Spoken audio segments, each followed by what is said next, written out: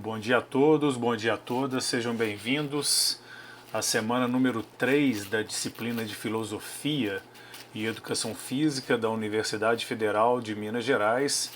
A gente vai dar continuidade hoje à nossa última aula síncrona sobre os preceitos iniciais da filosofia, e hoje a gente vai dar prosseguimento falando um pouco, da base filosófica da antiguidade grega e alguns preceitos também, um pouco da história daquele, que dizem que é o maior de todos os filósofos, o filósofo Sócrates.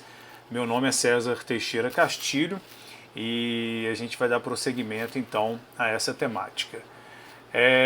Então hoje a gente vai continuar, a falar um pouco sobre essas duas questões que nós já abordamos na aula passada: para que a filosofia e os preceitos filosóficos também. Mas eu vou enfatizar principalmente alguns aspectos, principalmente sob a forma de vídeo, da vida de Sócrates, que é tido então como o primeiro grande filósofo, e embora ele não tenha escrito nada, ele foi simplesmente uma pessoa mais voltada para a questão da oralidade. A gente tem acesso às suas informações e à sua filosofia também através do Platão e dos diálogos, que ele tinha com este outro filósofo. Além disso, eu queria trazer também um pouco de algumas discussões até certo ponto filosóficas também, do sociólogo Zygmunt Bauman, que é um sociólogo polonês e que escreveu também diversas pautas, principalmente relacionadas à filosofia contemporânea, e que eu gostaria de começar a discutir aqui com vocês, fazendo esse diálogo então de uma filosofia clássica com alguns preceitos contemporâneos também. E além de tudo, eu vou trazer os principais aspectos que estão presentes no texto que eu pedi para vocês lerem, que são 4 exemplos práticos da filosofia no uso cotidiano. É um texto que foi publicado no jornal O País e que a gente teve ele como texto base da última aula. Então, retornando à filosofia clássica, então refere-se à filosofia antiga, particularmente à tradição ocidental baseada na filosofia grega antiga. Então, como eu havia dito para vocês, quando a gente fala de uma filosofia baseada na filosofia grega, é principalmente relacionada às influências do mundo ocidental, visto que em outros lugares, em outros países, principalmente no Oriente, as influências são outras. Então a gente discute principalmente uma influência da cultura grega e principalmente da filosofia grega no mundo ocidental no qual nós vivemos. O Sócrates, então ele nasceu em 469 a.C., morreu em 399 a.C., com 70 anos, e é um filósofo muito interessante que foi condenado à morte por causa da sua influência, principalmente junto aos jovens de Atenas. Então ele era visto como uma pessoa que deturbava, que trazia inquietação na mente dos jovens. Então ele era ateniense e é considerado um dos fundadores da filosofia ocidental, conhecido principalmente através dos relatos do seu discípulo Platão, no seu livro Diálogos com Platão. Segundo Cohen, nas palavras de Platão, Sócrates aparece como um ídolo, a figura de um mestre para a filosofia, um santo, um profeta do Deus Sol, um professor condenado por seus ensinamentos como herege. Então eu vou passar agora para vocês, principalmente, são vídeos curtos, mas são vídeos onde trazem de alguma forma a história e os aspectos principais envolvendo a vida do Sócrates. Eu vou passar o vídeo número 2, que eu não consegui postá-lo para vocês, mas gostaria que vocês assistissem também ao vídeo 1 e ao vídeo 2 e ao vídeo 3 que já foram postados no Moodle. Antes de passar o vídeo, só para vocês verem algumas imagens, né, que são prováveis imagens do Sócrates, até porque tem uma discussão também se ele realmente existiu ou não, se foram várias pessoas, mas dentro dos estudos, essas duas imagens, então elas seriam imagens do Sócrates. Um sujeito feio, né, que se vestia de uma maneira extremamente simples, como um mendigo, e essa feiura dele também tem a ver com a guerra, né? Ele foi alguém que esteve na guerra, então ele tinha algumas deformações em função disso, mas muito mais do que essa aparência estética, né? Era alguém que dialogava bastante com as outras pessoas. Então as suas ideias, né, e a construção da sua filosofia vinha sobretudo através do diálogo com as outras pessoas, ou seja, de uma linguagem oral. E a foto à direita é a imagem de um lugar em Atenas, né, que é chamado de Ágora. Esse lugar, então, era um lugar privilegiado, onde o Sócrates ele ficava, né, horas e horas, dias e dias, dialogando com as pessoas. Então era praticamente um diálogo e uma aula pública, né? E é por isso que ele sofria muitas críticas também, principalmente por outros filósofos que cobravam pelas suas aulas, porque para ele não fazia sentido, né, você conversar com as pessoas e fazer o uso desse serviço para ganhar dinheiro. Então foi uma das críticas também que ele tinha, era que ele lecionava sem cobrar por isso. Assim que Sócrates ficou muito famoso em toda a região, conseguiu muitos e muitos discípulos, mas logo se foi chamando a atenção de outros mestres, até mesmo seus antigos professores, que indagavam como aquele homem poderia ensinar de graça e pregar que não era necessário que existissem professores como nós. E ainda mais, ele dizia que não deveríamos acreditar cegamente em algo.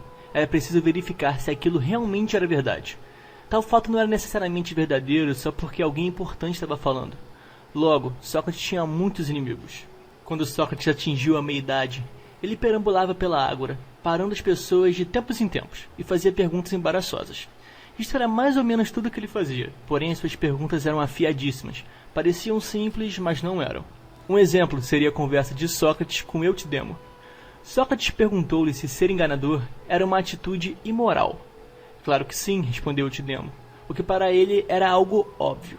Mas e se você tivesse um amigo que estivesse muito triste e ele quisesse se matar, e você roubasse-lhe a faca?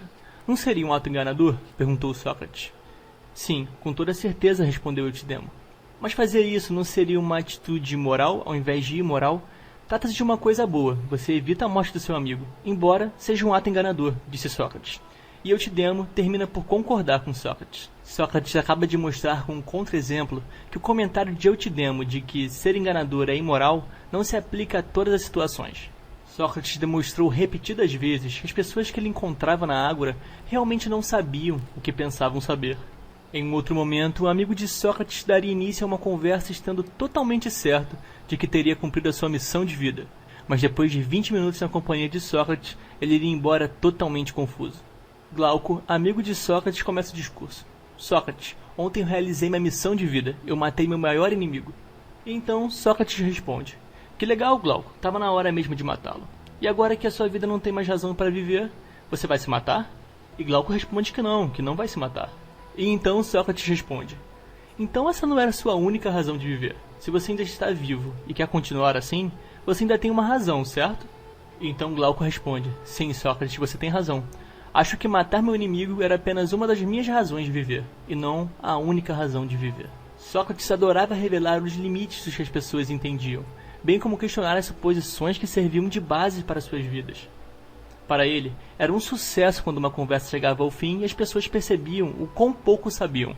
Algo muito melhor do que continuarmos acreditando que entendemos algo quando na verdade não entendemos. Naquela época, em Atenas, os filhos dos nobres eram enviados para estudar com os sofistas, professores sagazes que treinavam os estudantes na arte da retórica e cobravam muito caro por isso. Sócrates, em contrapartida, não cobrava por seus serviços. De fato, ele dizia que não sabia nada, então como ele poderia ensinar? Isso não impedia que os estudantes o procurassem e ouvissem as suas conversas, mas tampouco o tornava benquisto entre os sofistas, que eram muito criticados por Sócrates, pois se diziam detentores da verdade, diziam que a verdade estava na boca de quem soubesse articular melhor as palavras. Sócrates defendia que a opinião era de fato individual, mas que a sabedoria era universal. A questão da ética e moral, por exemplo, não poderiam ser relativizadas, como os sofistas sempre faziam.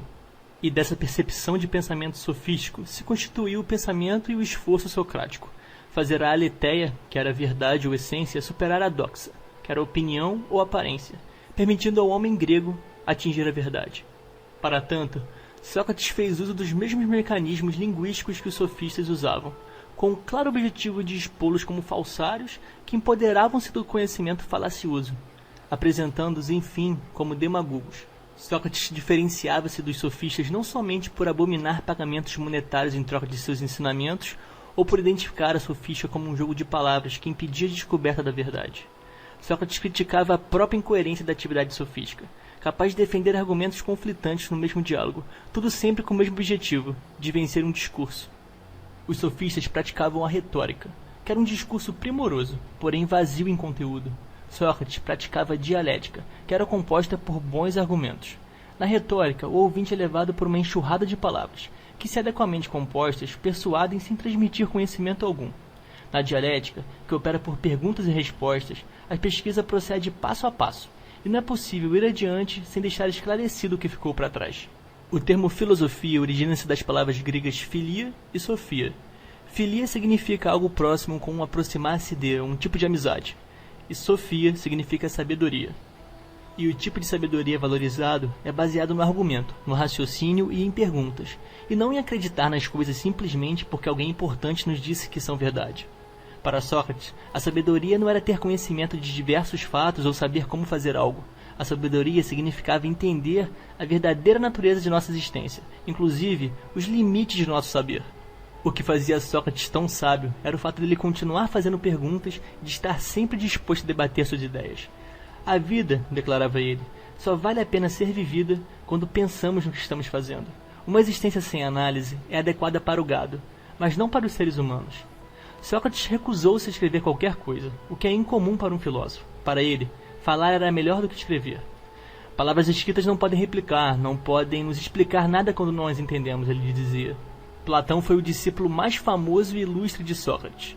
Ele registrou em uma série de escritos as ideias do mesmo, e hoje conhecemos esses escritos como diálogos platônicos.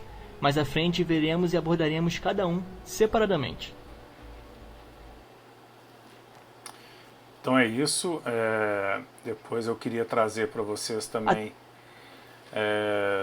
outros vídeos. Então eu gostaria que vocês assistissem o vídeo 1 e o vídeo 2 dessa compilação. Eu trouxe o vídeo 3, eu trouxe o vídeo 2 para vocês, porque eu não consegui baixá-lo e colocá-lo no Moodle. Então o vídeo traz um pequeno resumo, né, de tudo que eu havia dito sobre o Sócrates, traz outras questões também interessantíssimas, esse preconceito, né, e esse alvo que ele virou dos sofistas, que eram grandes filósofos, mas que se pautavam na retórica, enquanto Sócrates ele era alguém que usava da dialética, né, desse diálogo, dessas perguntas, de pensar numa questão através de diversos ângulos. E isso fica muito claro para a gente nos dois exemplos que são trazidos pelo narrador do vídeo, né? Que é um outro olhar frente a algumas frases que parecem que são verdadeiras e que são fechadas. Então ele nunca estava satisfeito com esse tipo de análise. Por isso, e exatamente pelo fato dele se achar um homem, né, de pouco conhecimento, ou seja, alguém que não sabia nada e que buscava, através desse diálogo com as outras pessoas, algum tipo de conhecimento. Ok? Eu vou passar agora então para algumas questões filosóficas baseadas na obra do Zygmunt Bauman, e depois eu vou passar um vídeo dele também, onde ele vai falar um pouco sobre isso. E aqui ele vai trazer algumas questões mais atuais, mais contemporâneas, com preceitos filosóficos também, embora o Bauman seja sociólogo, né? A obra dele seja mais voltada para a área de ciências sociais. Mas ele também é alguém que escreveu bastante sobre filosofia. Então ele vai falar um pouco, né, de uma diferença entre comunidade e redes sociais, vai falar um pouco também do conceito de amizade, ter amigos virtuais ou não, o quanto que isso, né, distingue de uma certa forma do conceito de amizade de outras épocas, os laços humanos, né, e somos solitários no meio de uma multidão, a ambivalência da vida e principalmente o último tópico ele vai falar um pouco também sobre essa ambiguidade entre segurança e liberdade. Ou seja, quanto mais liberdade nós queremos, a gente perde em termos de segurança, e quanto mais segurança nós queremos, a gente perde em termos de liberdade. Vamos ouvi-lo. One addict of Facebook confided in me, not confided, he actually boasted to me that he made 500 friends in one day. My reply was that I live 86 years, but I don't have 500 friends. I didn't manage to do it. So presumably, when he says friend and I say friend, we don't mean the same thing. It's different kind of friend. I never heard when I was young the concept of network. I heard about human bonds, I heard about communities, this sort of thing, but not network. What is the difference between community and network? Community precedes you. You are born into a community. On the other hand, we have network. What is network? Unlike community, network is made and maintained, kept alive by two different activities. One is connecting and the other is disconnecting. And I think that the attractiveness of the new type of friendship, Facebook type of friendship, I call it, is precisely in that. That is so easy to disconnect. It is easy to connect, to make friends, but the greatest attraction is the facility of disconnecting. Just imagine if you have not online friendship, not online connection, not online sharing, but offline connection, real connection, face to face, body to body, eye to eye. Then breaking relationship is always a very traumatic event.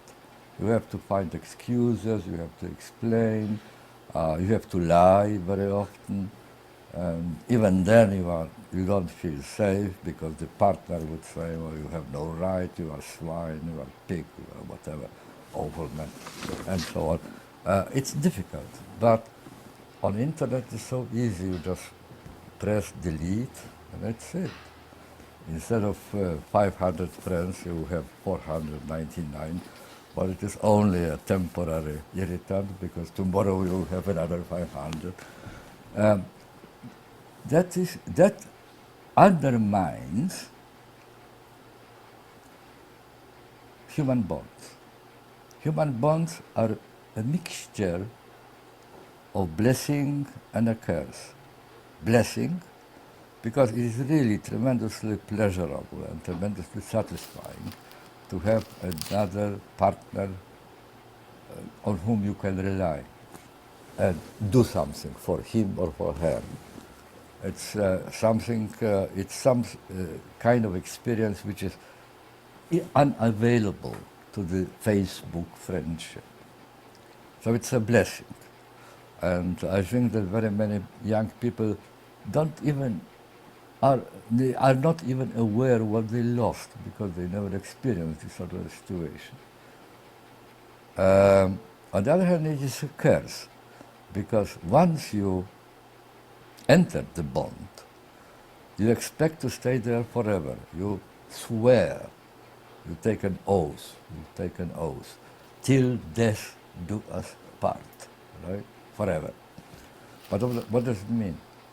It does mean that you mortgage your future. Perhaps tomorrow or next month or next year, there will be new opportunities, now unheard of. You can't predict them, and you won't be able to pick them, these new opportunities, because you will be already tied by your old commitments, old obligations. So it's a very ambivalent situation, and hence the curious phenomenon of this person, solitary person in a crowd of solitaries, right? We are all in solitude and in a crowd in the same time. That there are two essential values which are absolutely indispensable for a satisfactory, satisfying, rewarding, relatively happy life. One is security, the other is freedom.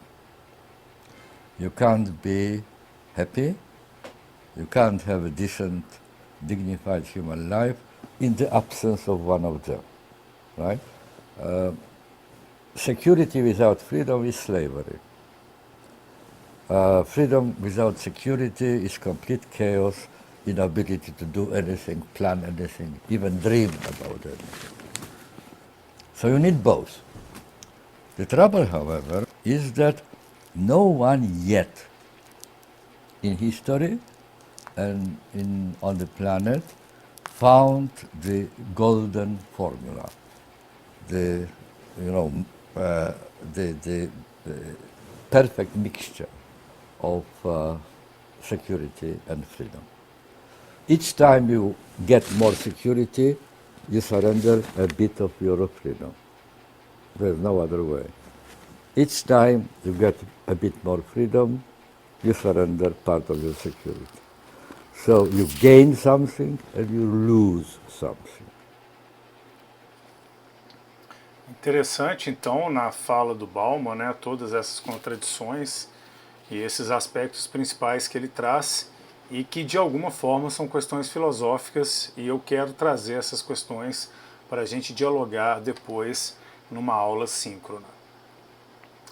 Para fechar, então, a nossa aula de hoje, né, a gente vai também ter um momento para se discutir o artigo número 1 que eu mandei para vocês, que foi publicado no dia 18 de outubro de 2018, que vai falar, né, que a filosofia não é útil ou inútil, ela é necessária, né, e que trata-se de uma linguagem fundamental para aprender a pensar de forma crítica. Então, pensando um pouco nos preceitos do Sócrates, né, presentes nos vídeos, a gente já fica um pouco mais ciente dessa função da filosofia também.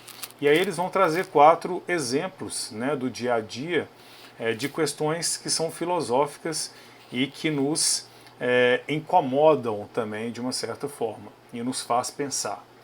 Então, como posso ajudar mais as pessoas, né, ele traz essa proposta.